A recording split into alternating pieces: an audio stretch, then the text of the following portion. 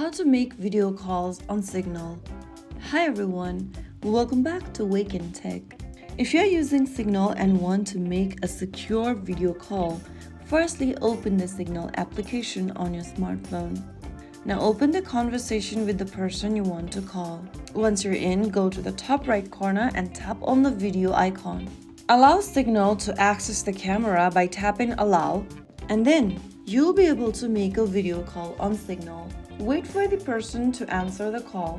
During the call, you can use the on-screen controls to mute your microphone, turn your camera on or off, switch between the front and rear cameras, or enable the speaker. Once you're finished with the video call, tap on the red receiver icon at the bottom right and you'll be able to return to the chat to continue messaging if you'd like. So that's it.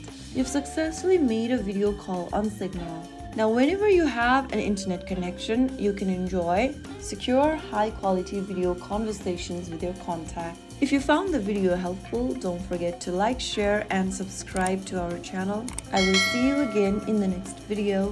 Thank you for watching.